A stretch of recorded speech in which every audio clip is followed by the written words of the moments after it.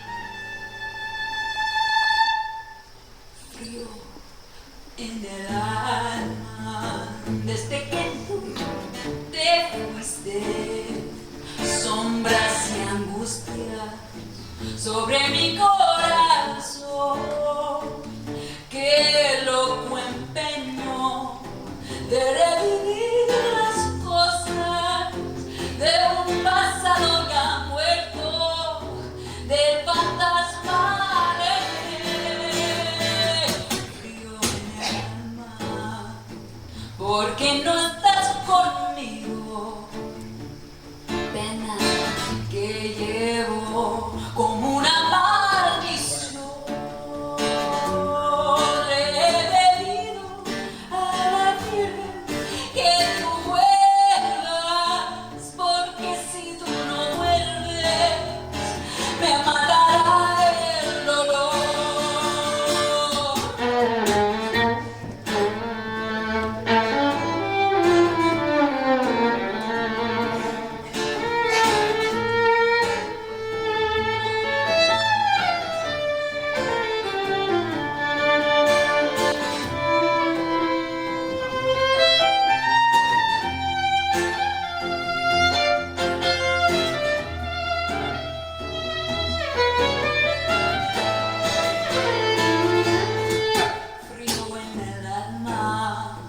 Porque no estás conmigo, pena que llevo como una maldición. Le he pedido a la Virgen que tú vuelvas, porque si tú no vuelves me matará el dolor, porque si tú no vuelves me matará el dolor.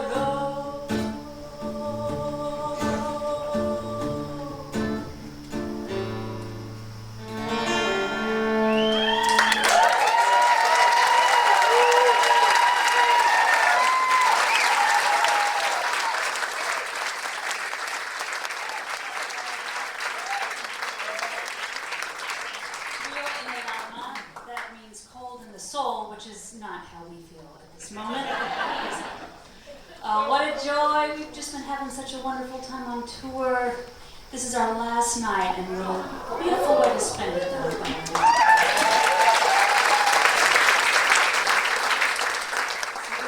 We're doing 2 and 2 and 2, so we're going to play one more and then pass it on down. This is my charming, handsome husband, Luke Jacobs, on the guitar.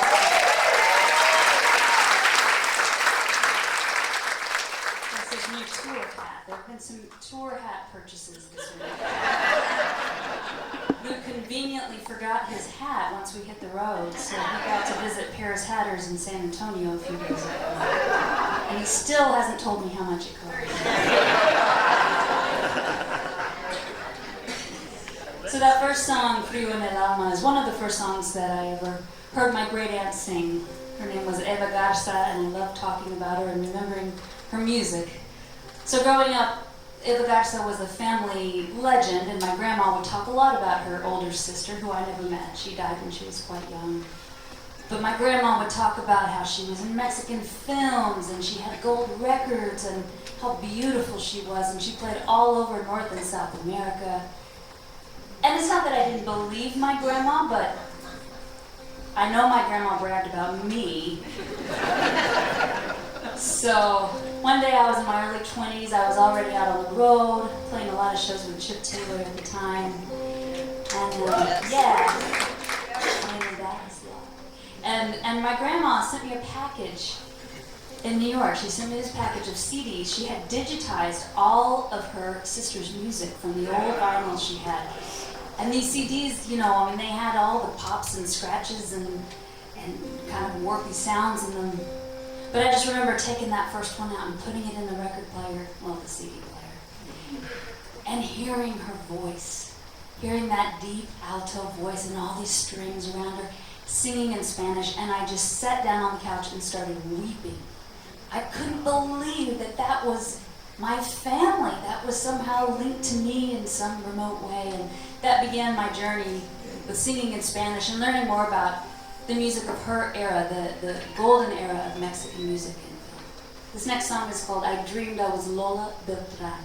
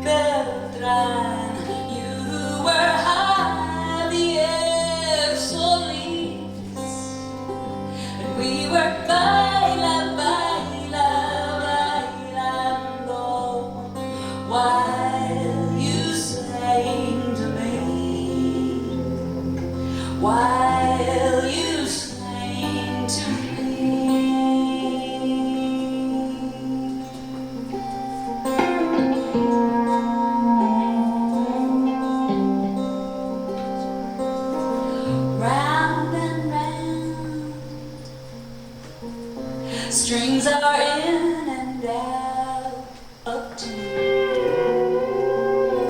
Real-time sound that was captured in the room. Pop and hiss the needle in the groove. So much I miss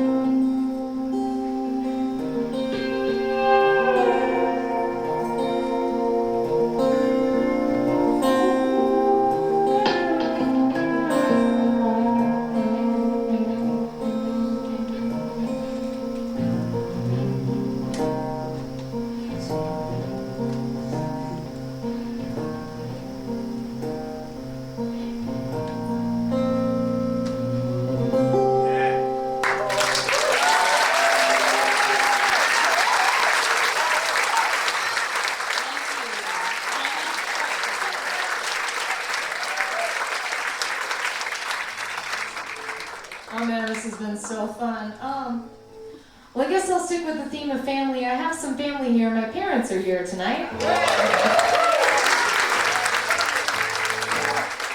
And I actually started playing music, well, technically I started playing music, I played cover songs in the breaks between my dad's cover band, Honest Mango. My dad was in a band called Honest Mango that put us through, yeah, thanks. I'm sure that's my dad. A lot of Honest Mango fans here tonight. Wow. They were more of a Houston band, yeah.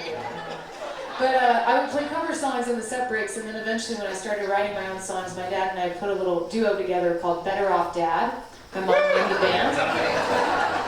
And we played at a lot of coffee shops in Dallas and Fort Worth, so it feels good to be playing here at the Kessler tonight in Dallas. And I had to write my dad into this song. He's in the second verse.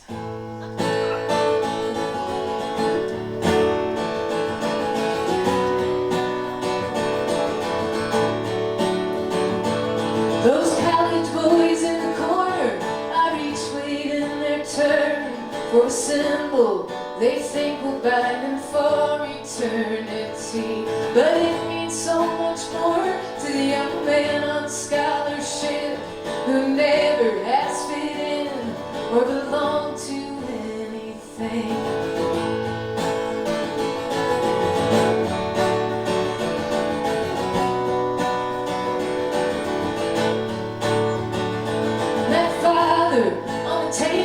Getting a tattoo of a bluebird. It reminds him of his daughter and a song she loves to sing. He's feeling much more hopeful now that she is sober. He is so proud of her and he wants the world to see. To the casual eye, it might look like a big mistake on a Friday night, but step up to the window and look through. You might see somebody with a story just like you in the tattoo zoo. And that's my dad again. That girl there on the couch came up here for the weekend from Jackson to spread her mama's ashes on the beach. They never could agree on much except for Dolly Parton, and that's why she's in there waiting for a heart that says Jolene. To the casual eye, it might look like a big mistake on a Friday night. Step up to the window and look through. You might see somebody with a story just like you in the tattoo zoo.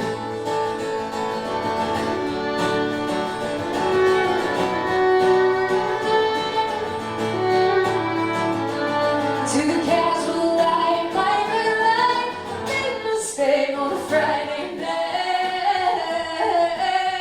Step up to the window, look through.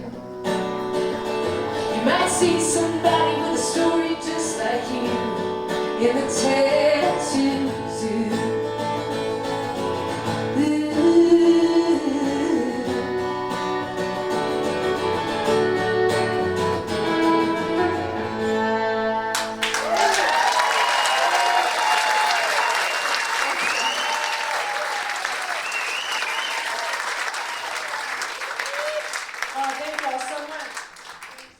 So the sober part is true. Every song I'm playing for you tonight I wrote after I got out of jail, which is about 10 years and 8 months and 10 days ago, 12 days ago.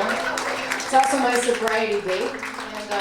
And a few years ago I was trapped in a van with a mutual friend of ours, a wonderful singer-songwriter producer named Dirk Powell.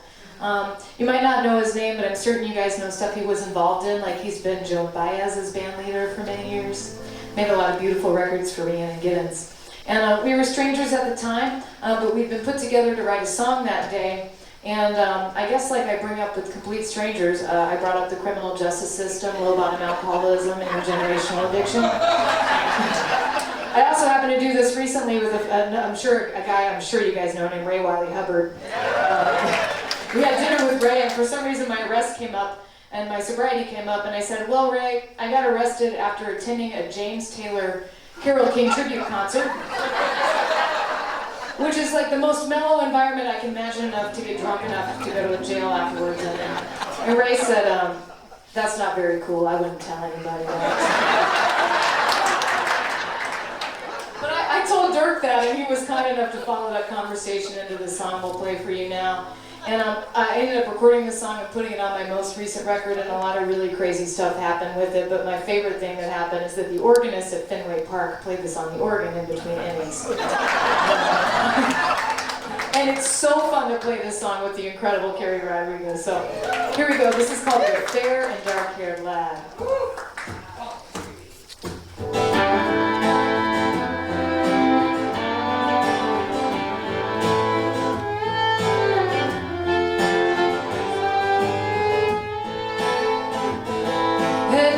Street before I could drive on, left it on the counter half full one night. Felt the fire in my chest, shook the hand of the fair and dark-haired lad. He crept through the boards, hid behind the door. Now he ain't got a reason to hide no more. Took the seat at the table that my daddy once had, the fair and dark-haired lad.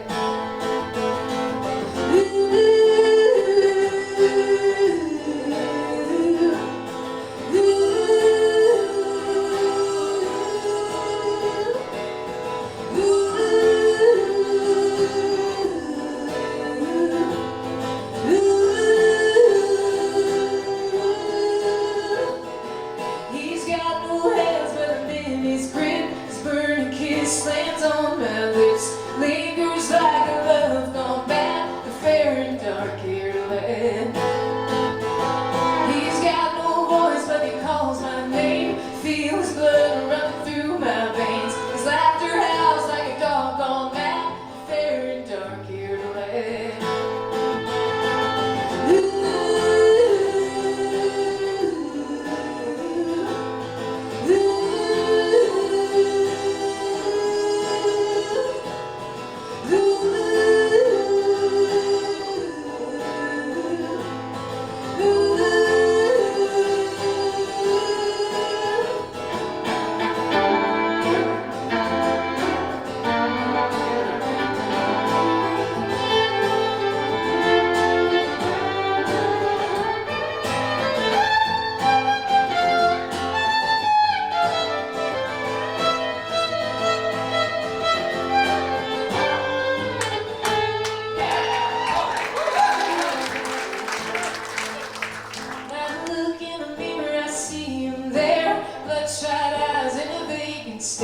Took everything I ever had, the fair and dark-haired lad. Turn the engine over, roll the windows down, let you know to tell them where I'm bound. I say goodbye, tip my hat to the fair and dark-haired lad.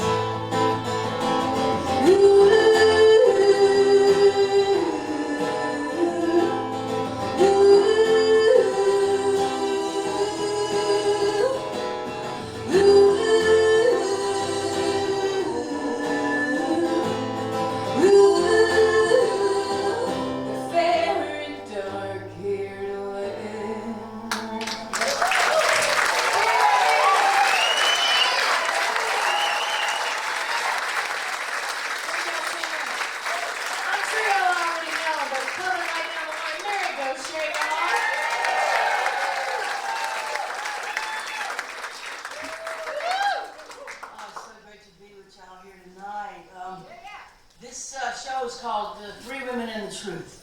And I put it together a bunch of years ago with my friends Eliza Gilkison and Gretchen Peters. And we toured that thing for a bunch of years. And once we decided we really wanted to do it and the agent started talking, the tour name got abbreviated. And we were stunned to find out they were calling us Twat.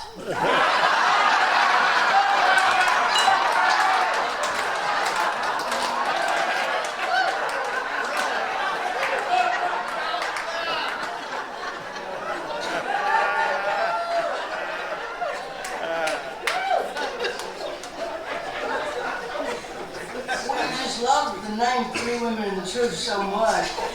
We came up with it because the dean of country songwriters, Harlan Howard, the man who wrote I Fall to Pieces for Patsy Cline, who wrote 5,000 songs, he's the guy who coined the phrase, country music ain't nothing but three chords and the truth. And we just love three women in the truth. We weren't real sure about twat.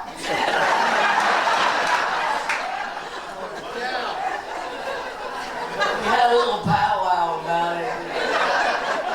Because when the email came and the subject was twat, we thought it might have been a setback.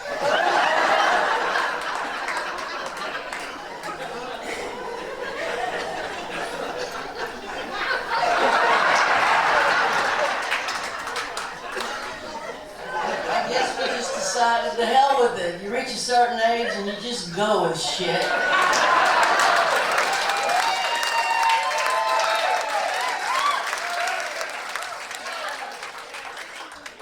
So this is the reinvention of twat, y'all.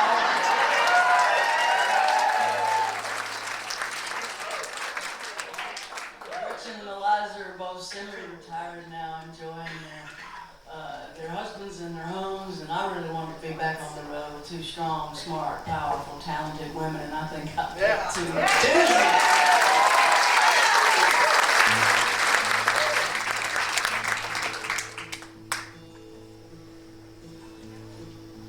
Highway 90 westbound in the falling dark, rolling past cornfields, catfish farms and swamps, a Pascagoula sunset, a longing breaking through. I don't know why I'm always leaving. I don't know why I left you.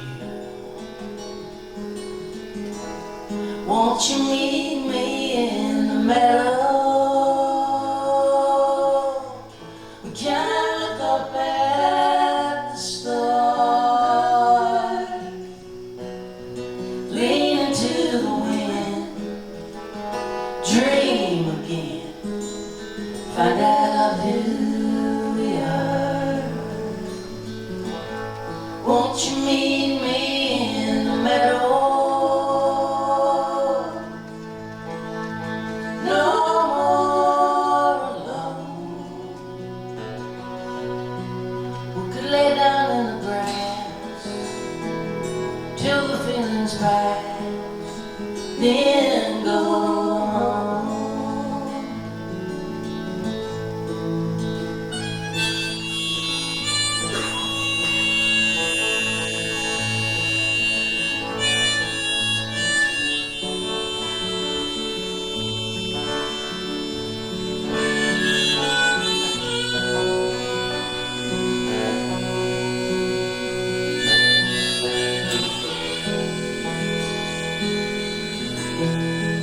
I have so much to tell you. Think I'm ready to come clean. I'm so tired of running from things I cannot leave. You and me in Mississippi, that old beautiful scar, in need of forgiveness and the grace of God. Won't you meet me in the meadow? We can look up at the stars, lean into the wind, dream again, find out who we are.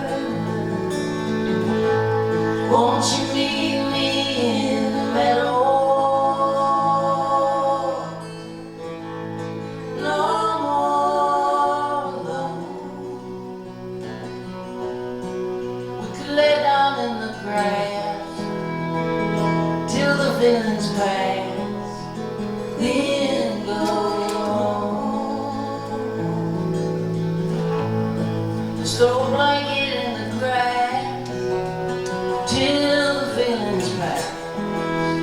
Then go home.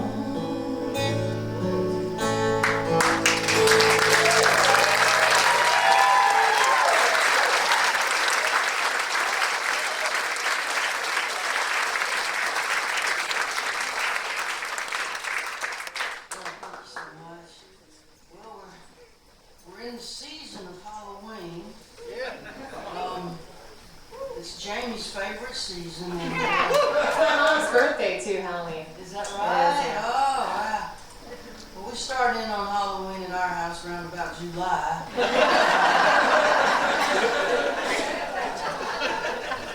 She just loves Halloween.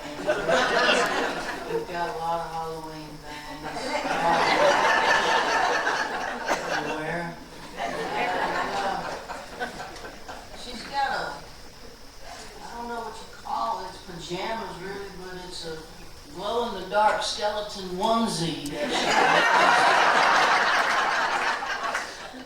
she wore to breakfast at the Holiday Inn Express yesterday and got everybody in the food area into the mood of Halloween.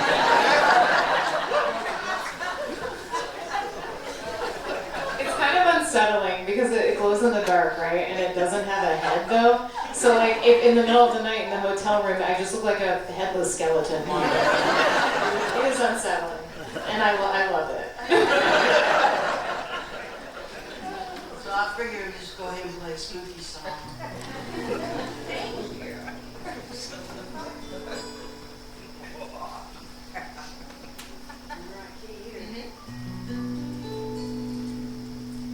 Wrote this a long time ago in a hotel in a very cold winter in Austria, Vienna.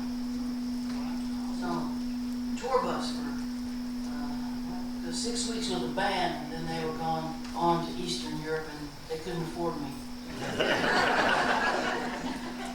So I got left at the hotel. There was just a spook going on, and I just felt so dropped off at a hotel, you know what I mean?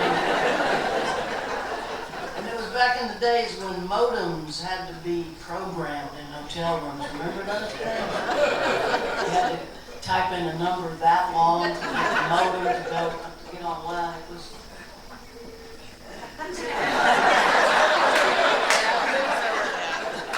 God, I bet it was before they invented glow-in-the-dark ones. Golden days. And there's a church next to the hotel. There's churches everywhere in Europe, and they gong like hell all the time. This thing kept gonging, and it's just really a lot of racket to it. And it just made me just go, okay, there's only one thing I can really do here, and that's just work on a song. This song is about the miserableest song I've ever written. Just want to say it all worked out okay. I haven't felt this bad in over a decade.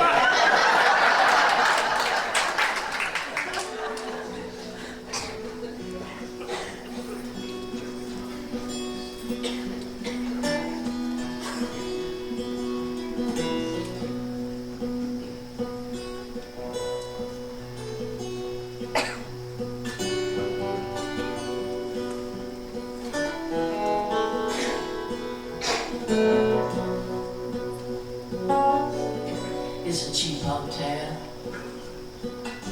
The heat pipes hit.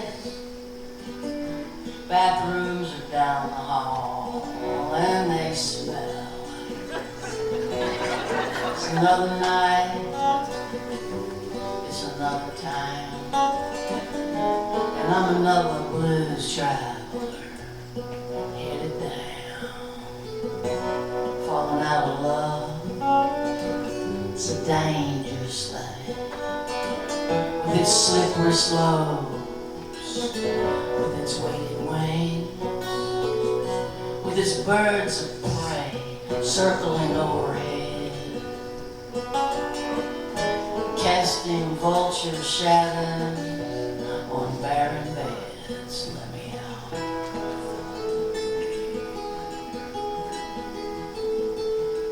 set me free.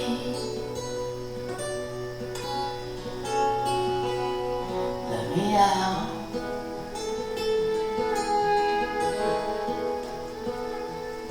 Set me free.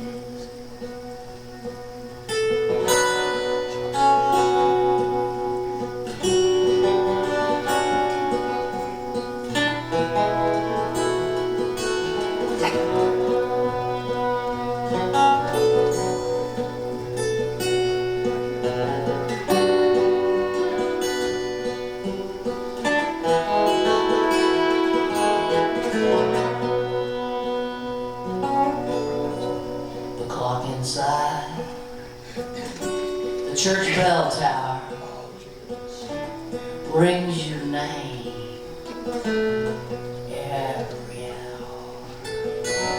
I see your face, I touch your hair, the ringing fades, and nobody's there.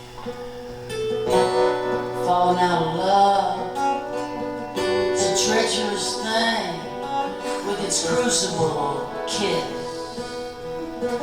with its rapid rain, with its holy whisper, labyrinth lies, sacrilegious, hungry sighs. Let me out. Set me free.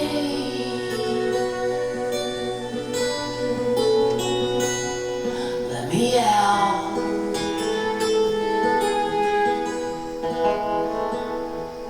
Set me free.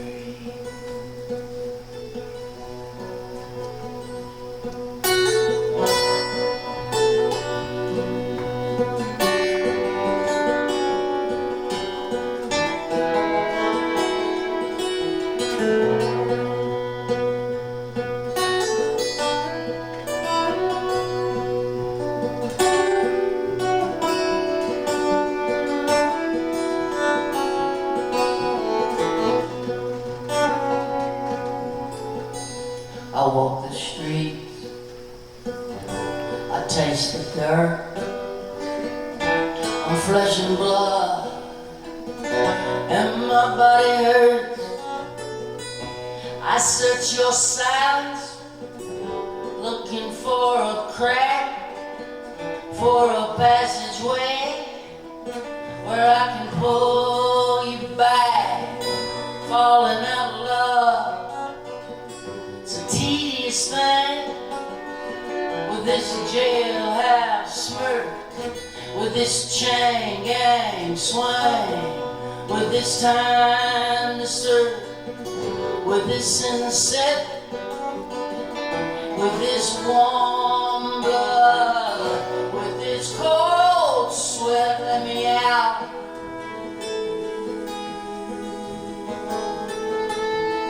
Set me free.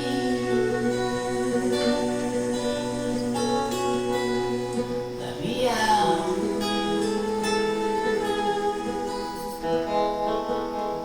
Set me free.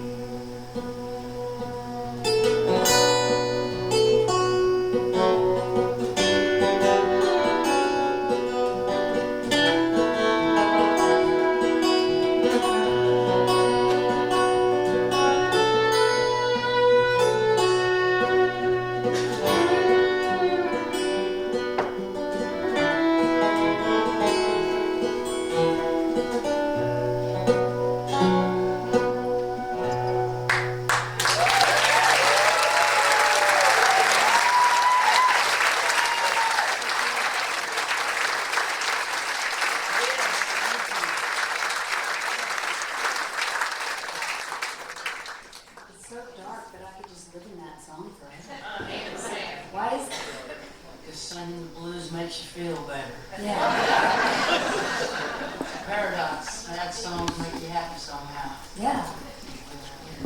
Hit one. Well, I'd like to sing one that I had the privilege of writing with Mary many years ago, many moons ago. I think it was when I was living in New York, and I think we started it in New York. Maybe we finished it in Nashville. I don't know. My memory's too foggy from that era. But yeah, it was when fall was coming on, and I know Texas, we thought fall was coming on here. You know, but in New York, fall really does come. You know? And the leaves, they change colors and they fall off, and there's just when the air changes, we go inside of ourselves. It's such a beautiful feeling, like the wind starts blowing and you just get introspective, and this song is kind of conjuring up that spirit and finding strength in those moments in being alone.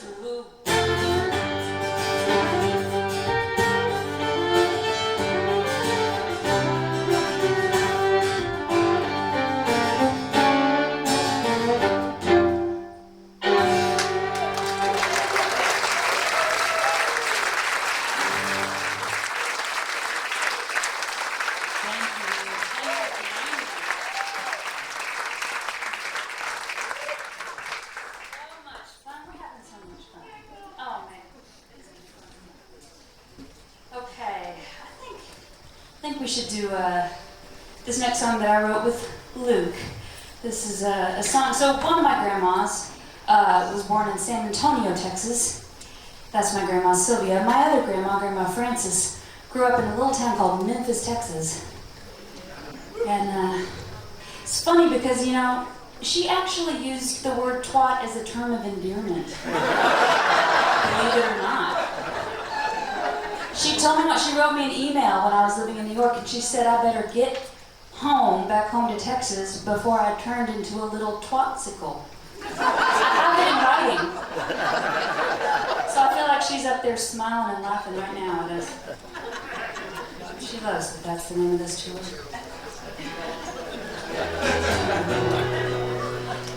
So she grew up in a part of Texas we call the Llano Estacado, or the Llano Estacado, the staked plain, where the plains meet the mesas, and not a whole lot of people live out there. Some cows and some spook, but that's where this next song is set.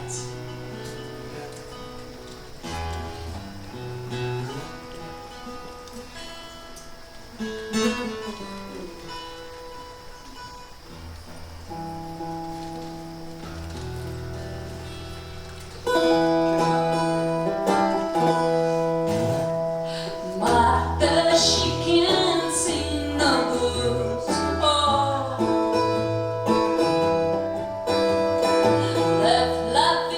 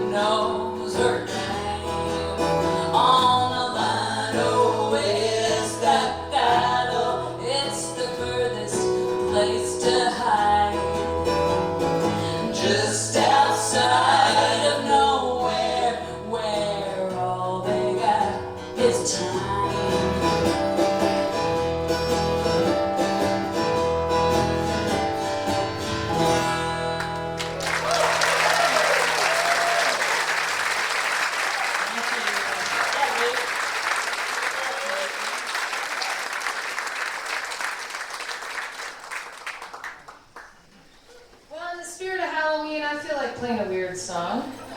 And this is a song I hadn't played for many years until recently because something unusual happened with it. So this is a song I wrote mostly in my car. See, I live in Nashville, Tennessee now, but for years I lived in Austin, which meant I was trapped in my car for about 8 hours a day on I-35. And sometimes I just have to fly there and get in on the highway because it's such a portal for songs for me.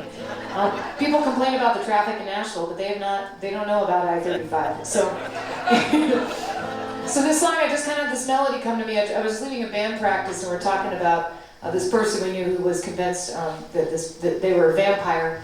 And so I wrote this kind of weird song about, inspired by vampires on I-35. And then it was so crazy. Last year, Mary and I found ourselves at the house of this guy named Carrie, who used to be the head of miniseries at HBO. So he made The Sopranos happen and a bunch of other incredible television shows. And I ended up talking to his wife, Karen. And she was telling me about this podcast she was working on and it had to do with a religious theme involving this kind of sect of the Catholic Church that was hanging out in her hometown in New Jersey. And I just put out a record that has a lot to do with my hometown and kind of a religious element. And she said, oh, let me hear that record. And I said, sure. So I left her with a copy. And then I get this email that they want to use this vampire song as the theme song for this podcast that just came out called Shadows of Hope. How they're related, I don't know, but it's my first theme song, so I'll take it. Happy Halloween, everybody. You write these little songs and you just let them go into the world and they do their thing.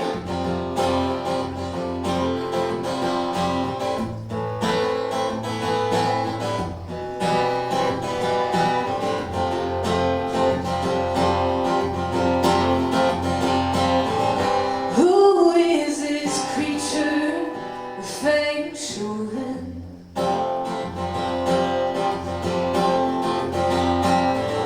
He's the one I was the worst for knowing.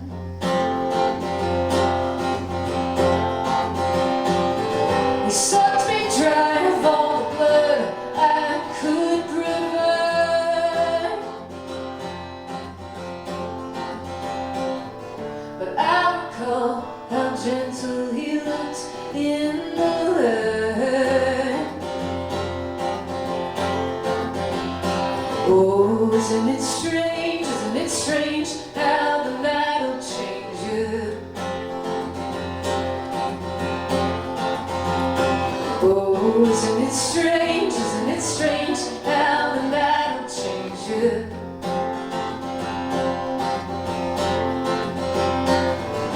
Who am I to be playing with this fire?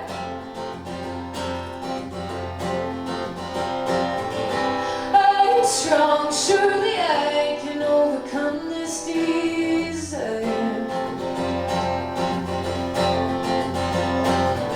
See, I have known better even from the start.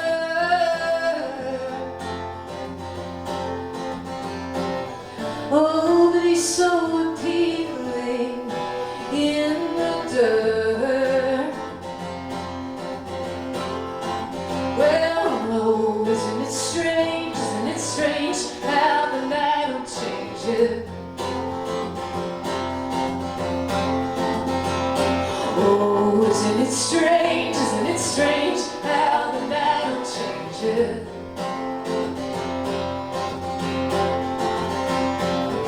It seems we had a big excuse from our poor decisions, by the fullness of the moon, or a plan to change in direction I never knew. No,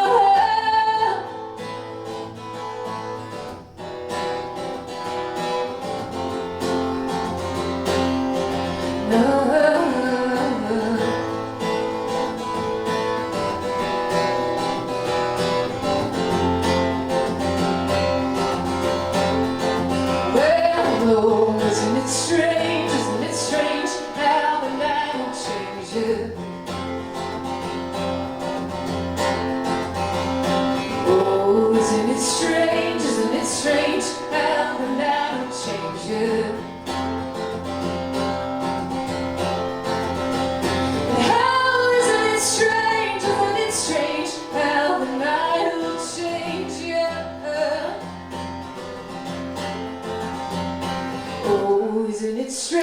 isn't it strange how the night will change you?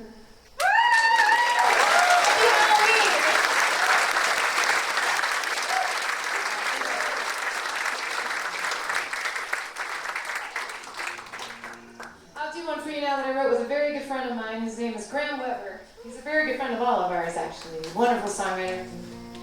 And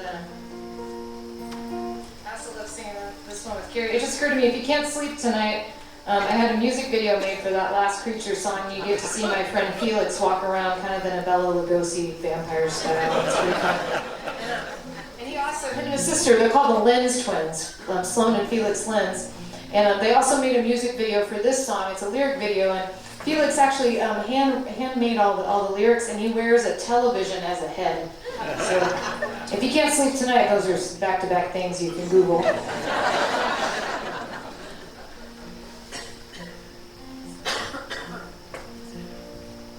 Love is gonna come again. Maybe when you're not quite looking. Maybe tonight, my friend. Maybe when you're driving, love will call. You will fall into a place you never thought you could fit in. Love is gonna come again.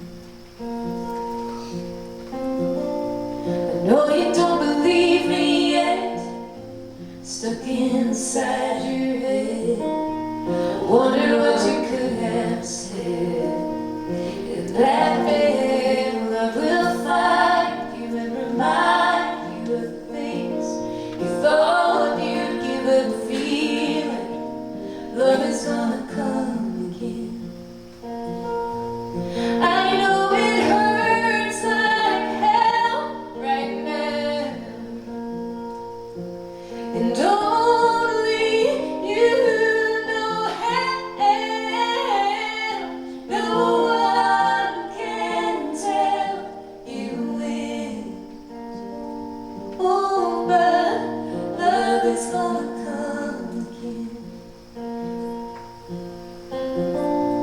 Lying in your sheets alone, hiding from your telephone as it echoes through your empty home. No way of knowing if you'll have anything close to what you had then. Love is gonna come again. I know it hurts like hell right now, and only you know how. No one can tell you when. Oh, but love is gonna come again.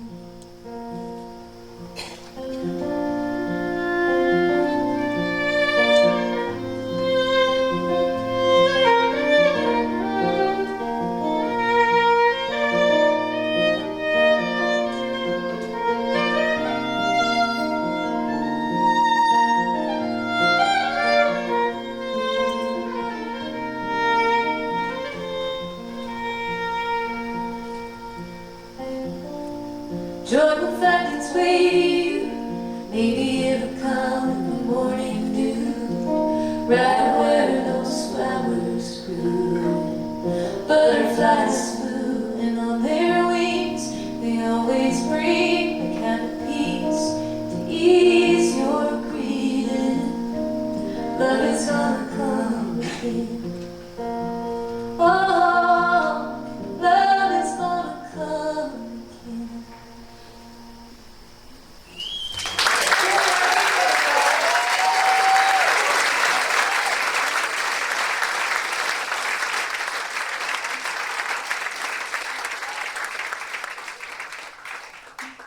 That's just beautiful. I love that song. Thanks, Mary.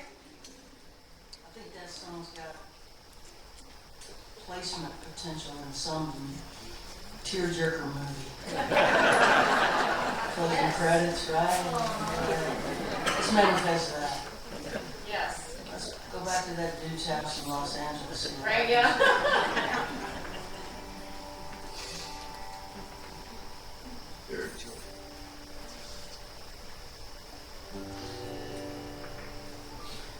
Got me an apartment on the east side, 1411 13th Street. I walk on the tracks by the Cumberland River, over the bridge, past Lover's Leap. I'm moving on through the pain, through the pain,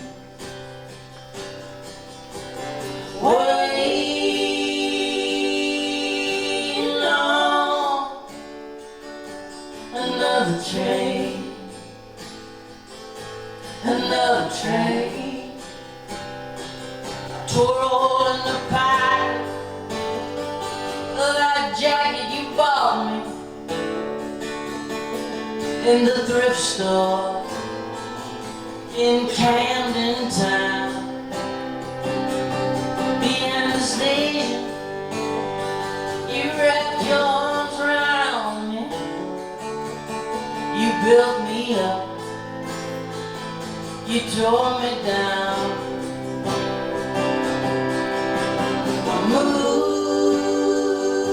Moving on through the pain, through the pain,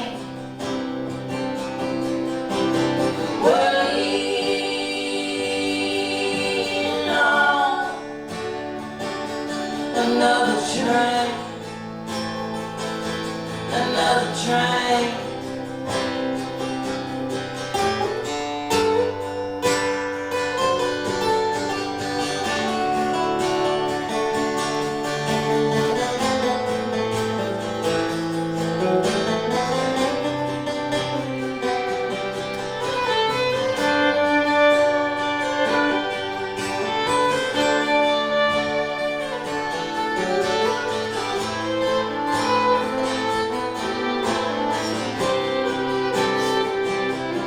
December sunset,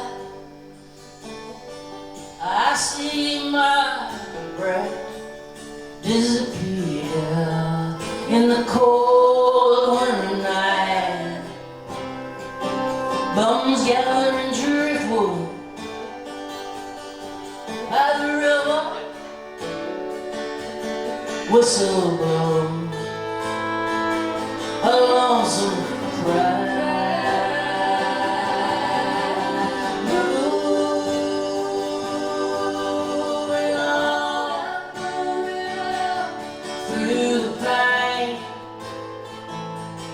Through the pain,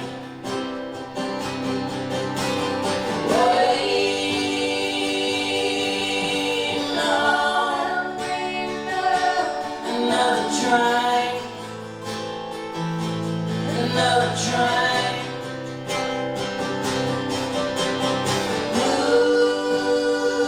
Moving on through the pain, through the pain,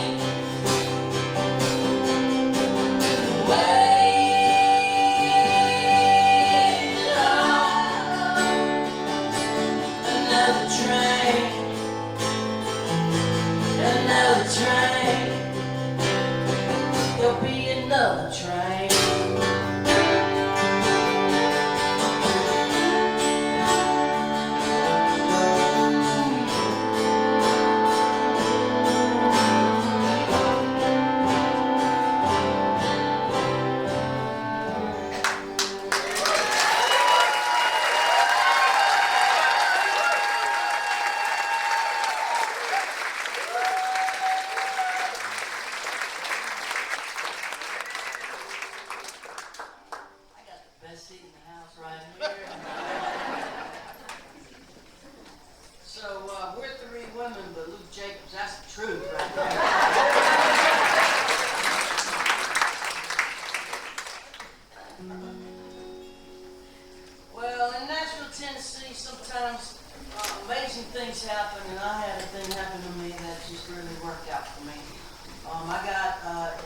opportunity to write a song with Vince Gill. And Vince had me over to his house, and he said, man, I got this idea. I think it will be right for you and me. He said, I played a show with Mavis Staples, and as we were leaving the stage, Mavis grabbed my arm and said, Vince, son, we've seen some times, haven't we? And he said, Mary, I think that's a song title, Sometimes. Not sometimes, but sometimes. I'm like, damn, Mavis said it, you like it, I'm in. Right, I got this little thing, worked on a melody, and he had some placeholder words, and in the pile of words, he referenced the Orange Blossom Special. I thought it sounded cool, but hell, I didn't know anything about it. I said, man, I think it sounds cool, but I don't know anything about the Orange Blossom Special. And he said, you know, I don't either. He said, all I know about it is that it's a bluegrass song that everybody plays and nobody likes. Is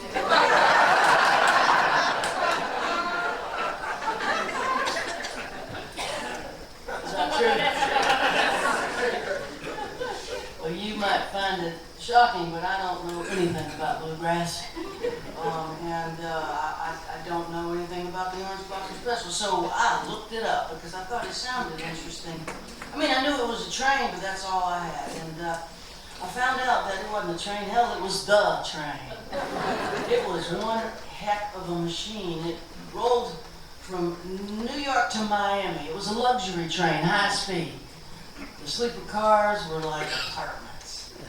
And I wish that train was still rolling because the planes were about to kill me. Oh my God, with my knees in my face, I'm dying up there. This train was something. It was a beautiful, beautiful machine. And the dining car was luxurious, high-end. People had to dress up to go to the dining car. And I found a black and white photo of a waiter in the dining car. This train rolled from the 30s until the 50s. Around about 52, 53, people quit riding trains in a way that made it sustainable for railroads, and they started shutting down. But this picture of the waiter in the dining car was probably at the prime of the train years in America. And this man had dignity, he had integrity, he had pride in his work. You could tell he was wearing a tuxedo. The tables were set with white linen, china, silver. It was an experience to dine on the Orange Blossom Special. And that man, it hit me. He'd be 95, 96 years old if he was still with us. That black and white photo spooked me, and I realized, well, if anybody's seen some times, that fella has. And so Vince started imagining, and I started imagining what he'd have to say around about now. And then this thing whirled out of control. A lot of shit has happened since the 30s.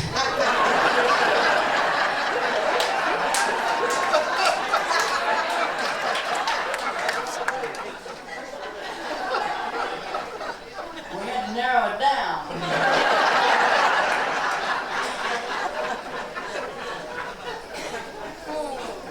You know, as musicians, we all hear these folklore about Leonard Cohen wrote 50 verses for Hallelujah. And he narrowed it down to the very long song that it is now. I don't know, Jaimee was watching us go back and forth and back and forth. We went back and forth for a good 4 months on this thing. How many verses do you reckon we...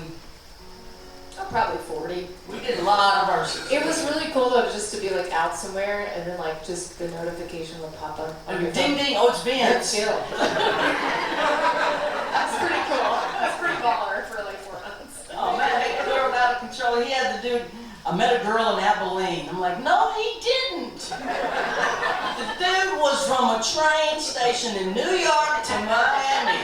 You got him going to Abilene?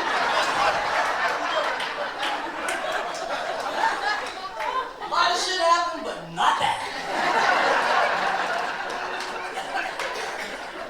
You know, like, you can't talk to Vince Gill like that. He's got 28 Grammys, and he's in the Eagles. You don't talk to Vince like that. Mr. Gill? We had a good time writing it, though. And you know what? This song, I'm really proud of it. It ended up with a normal number of verses, and we had to sort of negotiate. We found our way.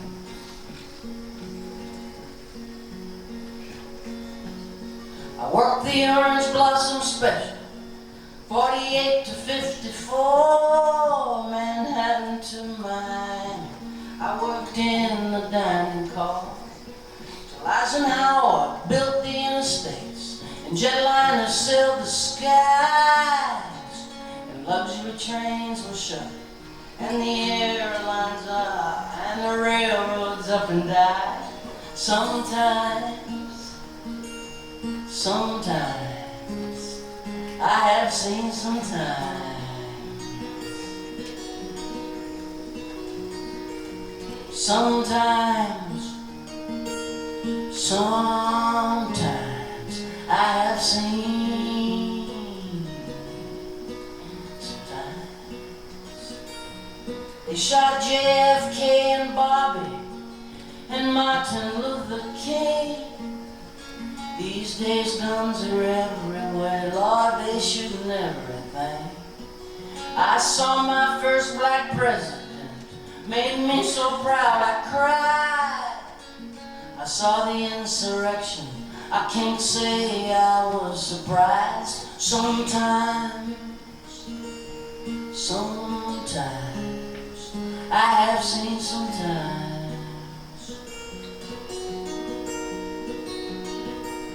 Sometimes I have seen sometimes.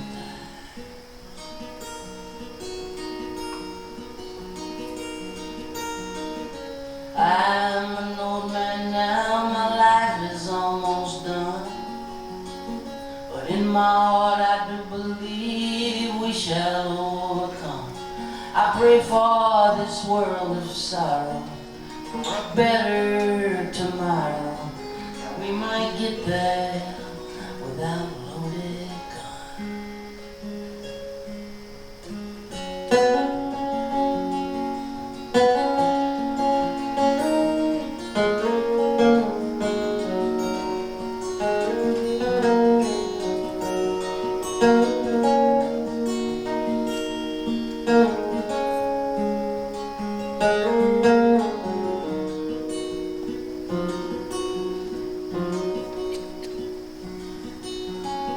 My wife of 60 years died 7 years ago. When I dream about us, in my dreams we are not old. If you see a locomotive rolling down the line, would you stop and think about us? If you hear a whistle whine, sometimes I have seen sometimes.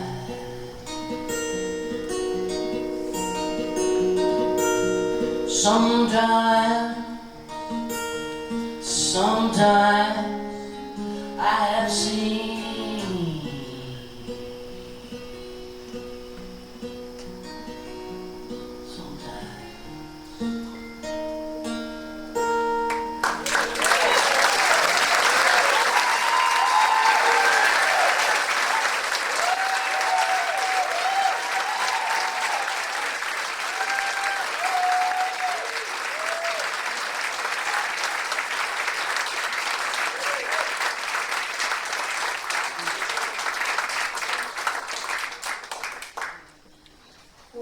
In a row, I've sat here listening to that song, thinking about how is it possible to not just start weeping for the rest of the show by singing a song. It's just, Mary, it's so true, it's so real, and it really does touch me.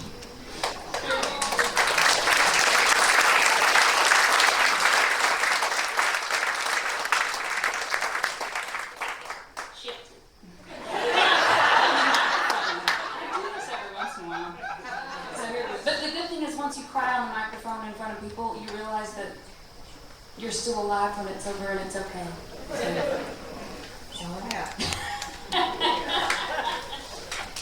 Okay, so now what to sing? You know what to say. Okay. Yeah, I'm gonna sing a song in Spanish. That's what I'm gonna do. I'm gonna sing a really sad Mexican song. This is called Si no te vas. If you don't leave, te voy a dar mi vida. I'm going to give you my life. Si no te vas, vas a saber quién soy. You're gonna really know who I am. You're gonna find out what very few people know. And then at the end of the song, she says, but if you do leave me, in that exact moment, I will die.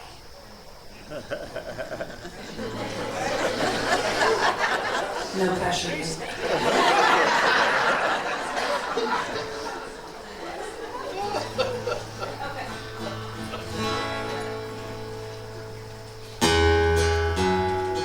Si no te vas, te voy a dar mi vida. Si no te vas, vas a saber quién soy.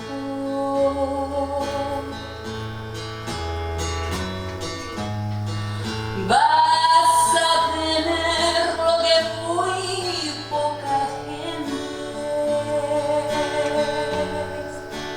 Algo muy tuyo y mucho amor. Ay, cuánto diera yo por verte una vez más, amor de mi cariño. Por Dios que si te vas, me vas a hacer llorar como cuando era niña.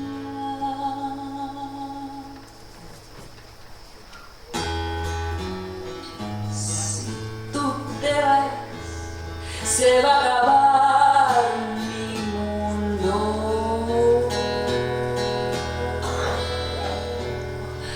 El mundo donde solo vives tú. No quiero que te vayas, no te vayas, porque si tú te vas, en ese mismo instante muero yo. Ay, cuánto diera yo por verte una vez más, amor de mi cariño. Por Dios que si te vas, me vas a hacer llorar como cuando era niña.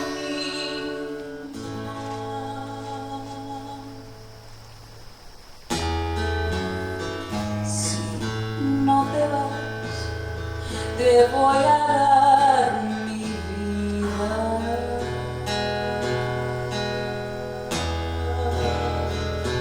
Si no te vas, vas a saber quién soy. No quiero que te vayas, no te vayas, porque si tú te vas, en ese mismo instante muero yo.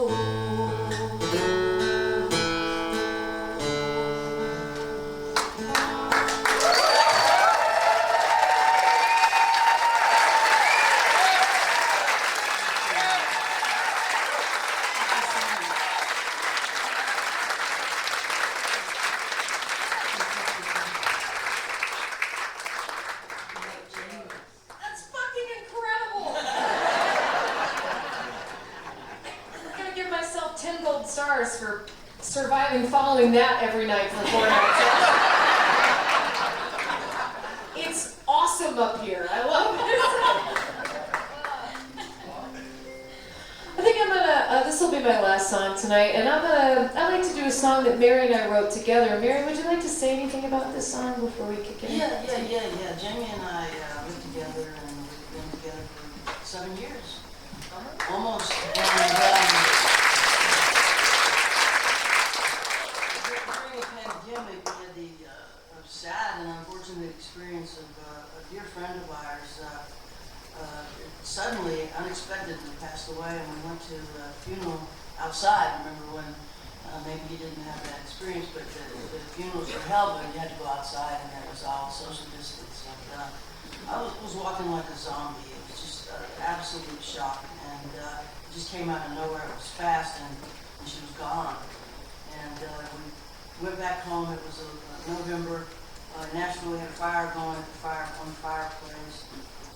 We sort of picked up the guitars. A bunch of years ago, Nancy Griffith gave me one of her guitars. And, Jaimee had that in her hand, and she said, you know, the way you feel about Betsy being gone, that was my dear friend who passed away. She said, I've never gotten past feeling that way about losing Jimmy LaFave. Jaimee was mentored by Jimmy extensively, brought around by Jimmy and introduced to a lot of talent buyers and promoters and other musicians. Jimmy was very important in Jaimee's life. And so I said, well, you know, we're songwriters, let's do our job, let's get to work. And this song came from that experience, and I think Jaimee sings it in an extraordinary way. I'm really proud of the way she sings this song.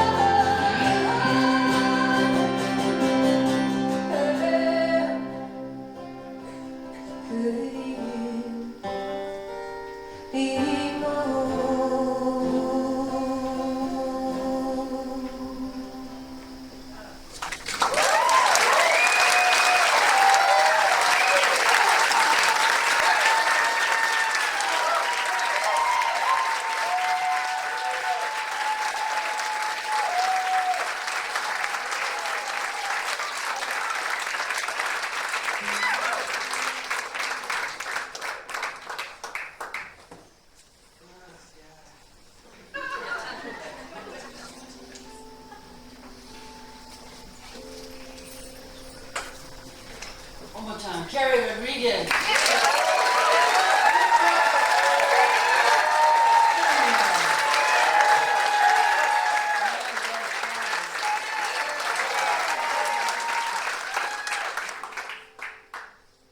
guess we're going to end it on this song.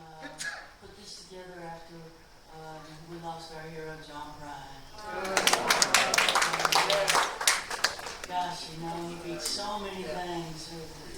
It was just, you know, one thing after another. He kept beating it and beating it and beating it, but he couldn't beat Kessler. And I guess this song, in a way, is hopeful. It was me imagining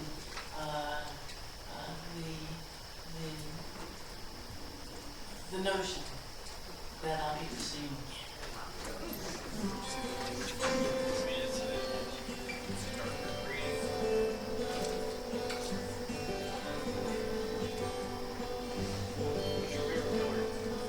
May it turn to hold you in the hollow of her hand.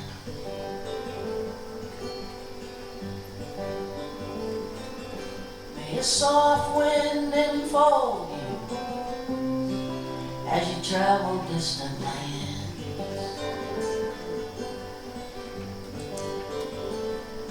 May the moon and stars delight you as the daylight dim.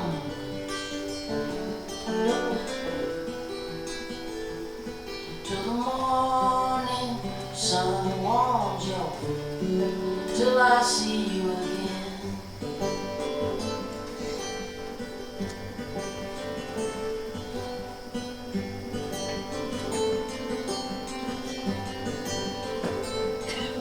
May you lay down the struggle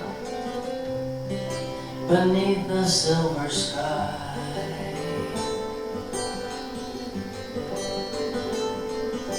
May a summer rain inside your dreams sing a lullaby.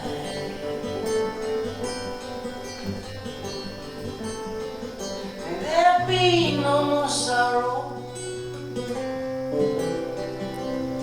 no more pain.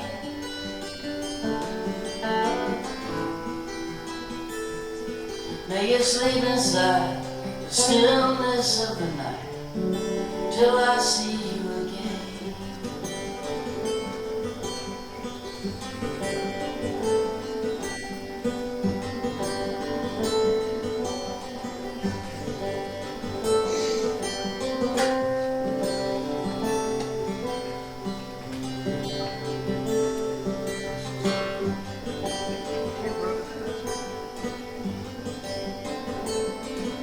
May you never be a stranger, may you never feel alone.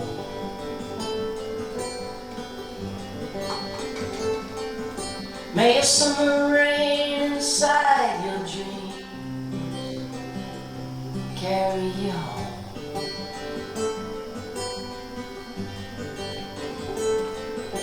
May love embrace you in a dance that never ends.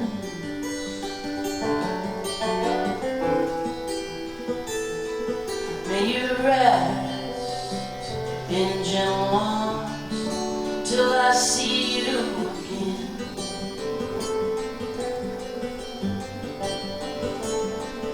May you rest in gentle arms till I see you again.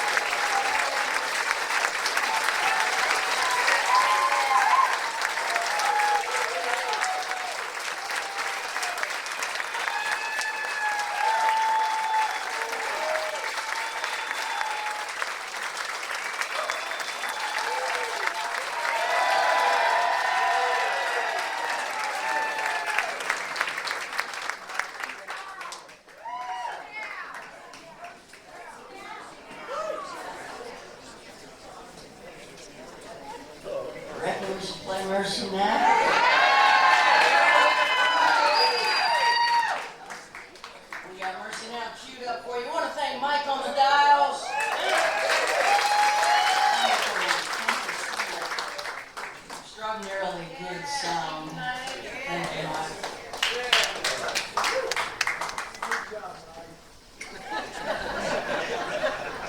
You know, I'll read right quick. I was asked to write a book, and the way that it worked was that I always wanted to write a book, but I never had the self-discipline to sit down and do it. Books take years, and I kept myself so busy I never did get around to sitting down to do it. But once you get a book deal, it turns out they don't give you the money till you give them the book. And I found that highly motivating.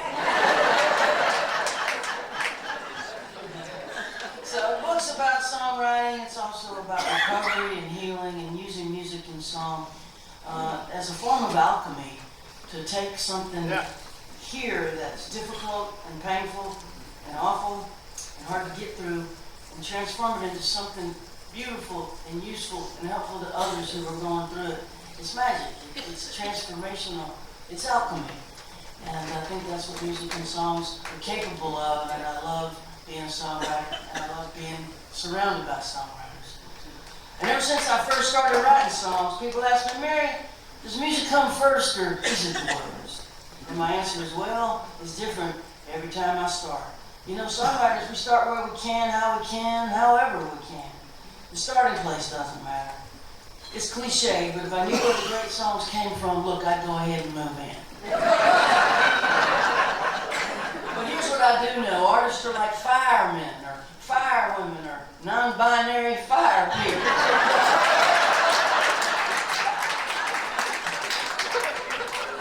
When the rest of the world is running away from an explosion, we run to it and report back from it.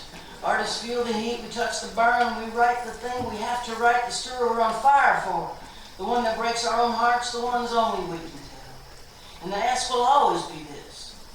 No matter how many songs you've written, each time the struggle will be to get back to that singular place where it's just you and the fire.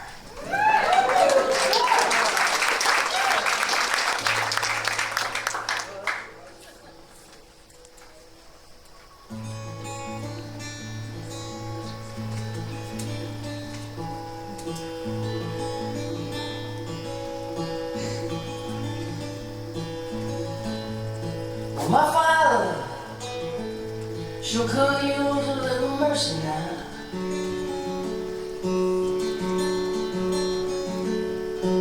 The fruits of his labor falling right slowly on the ground.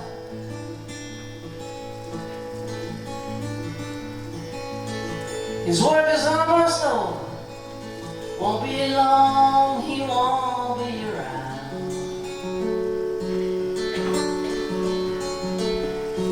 I love my father, he could use some mercy now.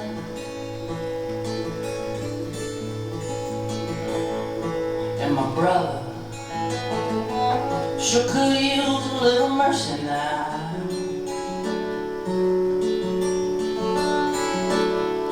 He's a stranger to freedom, shackled to his fear and doubt.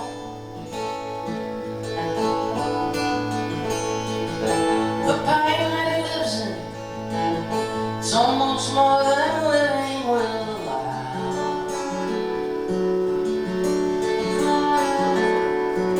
I love my brother, he could use some mercy now. My church and my country, they could use a little mercy now.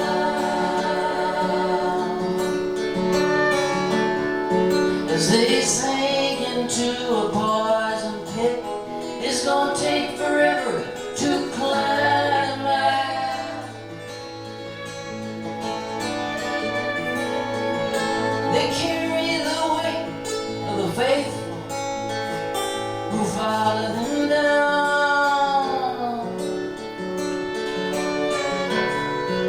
I love my church and country, they could use some mercy now.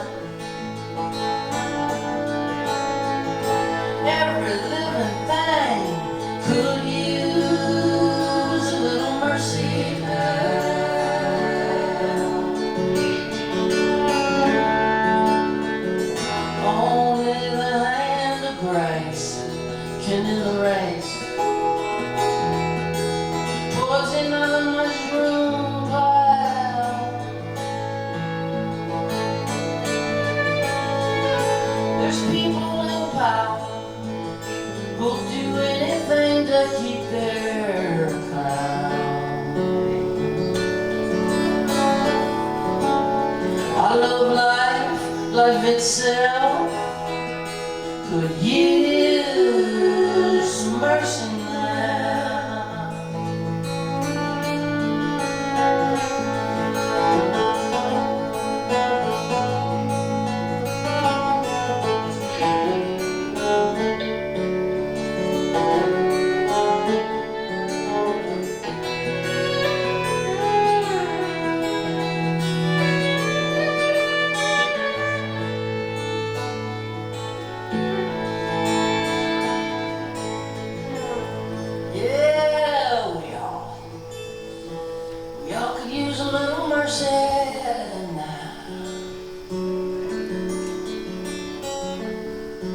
Oh, I know we don't deserve it,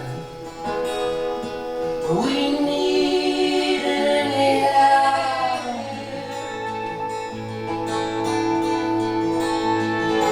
We hang in the bottom, dangle between hell and hollow ground.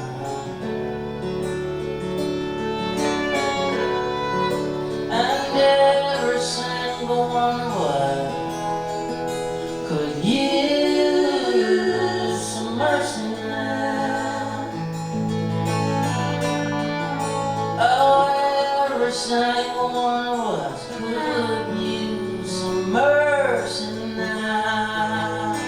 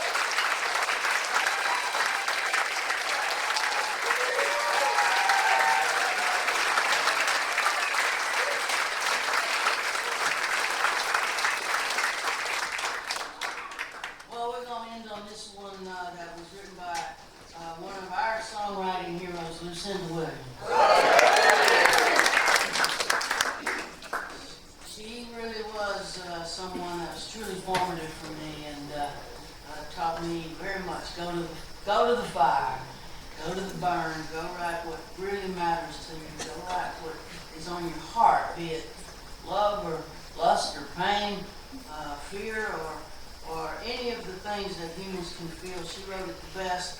She always, to me, was someone who just unbuttoned her shirt and showed you.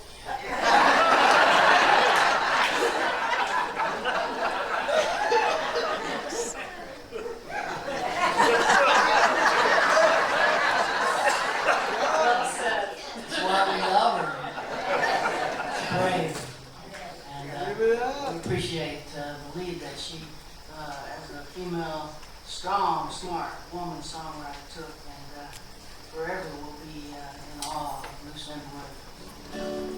We're going to play this and then we're going to make for the door and go out there and sign for y'all. We got books, we got t-shirts, we got vinyl, we got heart-shaped sunglasses. And he just reminded me the t-shirt that I'm selling out there, Lucinda Williams has one and wore it on stage, which was like the coolest thing that has ever happened. Very cool. Oh, we got Topo Chico Bolos, you're making those? That's right, I'm hammering bottle caps on an anvil while I watch the news.